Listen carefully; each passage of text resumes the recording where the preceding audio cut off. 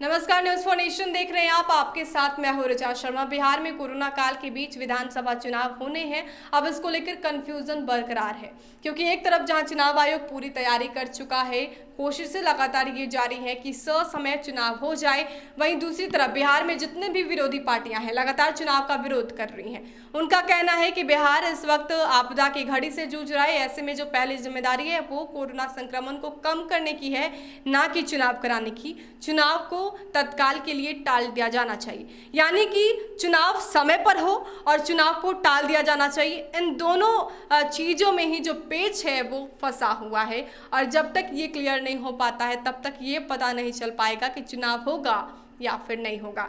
लेकिन बात की जाए जेडीयू की, बीजेपी की, तो लगातार चुनावी तैयारियों में ये पार्टियां जुट चुकी हैं, और इसी समर में अब तेजस्वी यादव भी आगे आ गए हैं। आरजेडी भी चुनावी तैयारियों में जुट गई है। तेजस्वी यादव ने ये ऐलान कर दिया है कि 26 जुलाई से वो वर्चुअल मीटिंग करेंगे, जिसके बाद अब सभी पार्टियों ने जो तैयारी होती है वो तैयारी करनी शुरू कर दी है। लेकिन कांग्रेस, जो पहले काफ़ी एक्टिव नज़र आ रहा था, उनका जो हालत है वो काफ़ी खस्ता हो गया है। वो इसलिए भी क्योंकि कांग्रेस के बिहार प्रभारी शक्ति सिंह गोहिल पटना बिहार आए, तब कांग्रेस की तरफ से तमाम तरह की प्लानिंग की गई, रणनीतियां बनाई गई कि इस बार का जो विधानसभा चुनाव होना है उसमें कैसे दमखम के साथ खड़ा उतरना है, इसके साथ बूथ स्तर पर कैसे पूरी प्लानिंग करनी है, वो तैयार हो गया था, रूपरेखा तैयार हो गई थी। लेकिन सारा का सारा जो पेच है वो लॉकडाउन पर ही आकर फंस गया। लॉकडाउन ने पूरा काम बिगाड़ दिया और सारा प्लान जो है वो धरा का धरा ही रह गया। एक बार फिर से कोरोना का जिस तरह से संक्रमण बढ़ रहा है, ऐसे में कांग्रेस ने ये आगे की प्लानिंग की है कि लॉकडाउन खत्म होते ही फिर बूथ स्तर की तैयारी होगी। यानी कि अगर कोरोना का संक्रमण कम होगा तो कांग्रेस फिर से फील्ड में उतरेगी। अगर लॉकडाउन ऐसे ही बरकरार रहा तो कांग्रेस को कुछ दूसरा प्लान करना पड़ेगा, यानी कि जो पूरा पेच है वो कोरोना पर आकर ही फंसा हुआ है। सरकार द्वारा इस महीने 16 जुलाई से किए गए लॉकडाउन के बाद से कांग्रेस की गतिविधियां ठप पड़ गई हैं। हालांकि इसी महीने 7 से 9 जुलाई को राज्यसभा सांसद और बिहार प्रभारी शक्ति सिंह गोहिल ने 3 दिनों तक मैराथन बैठक कर पार्टी नेताओं को चुनाव में जुड़ी कई जिम्मेदारी सौंपी थी।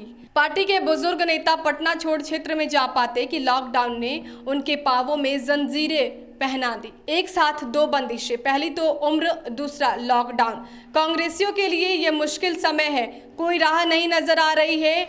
और तभी पार्टी के पूर्व राष्ट्रीय अध्यक्ष के एक ट्वीट ने कांग्रेसियों को एक नई राह सुझा दी। राहुल गांधी ने अपने ट्वीट में कांग्रेस को लेकर प्रदेश की नीतीश सरकार को कटघरे में खड़ा किया। अब कांग्रेस कोरोना को मुद्दा बना रही है। राहुल के ट्वीट के बाद पार्टी के वरिष्ठ नेता और विधानसभा पार्षद प्रेमचंद मिश्रा ने कोरोना का हवाला देकर 3 अगस्त से प्रस्तावित विधानमंडल का सत्र स्थगित करने की मांग उठा दी। प्रेमचंद मिश्रा ने कहा कि मुश्किल समय है, सरकार को दूसरे तमाम काम रद्द कर कोरोना से लड़ाई पर अपना ध्यान लगाना चाहिए। इससे पहले वे चुनाव कराने को लेकर सर्वदलीय राय बनाने की बात कह चुके हैं। कांग्रेस सूत्र बताते हैं कि पार्टी के प्रदेश अध्यक्ष की ओर से जिलों को ऐसे निर्देश दिए गए हैं कि स्थानीय नेता कोरोना को लेकर सरकार पर हमलावर हो जाएं।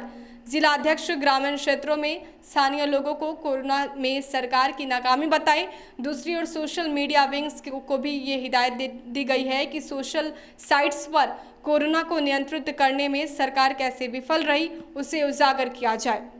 तो राहुल गांधी के ट्वीट के बाद अब कांग्रेसियों में उम्मीद की किरण जाग गई है और पूरी तरीके से अब कोरोना पर ही फोकस किया जा रहा है। देश और दुनिया के तमाम अपडेट्स के लिए हमारे साथ बने रहिए और देखते रहिए न्यूज फॉर नेशन। नमस्कार।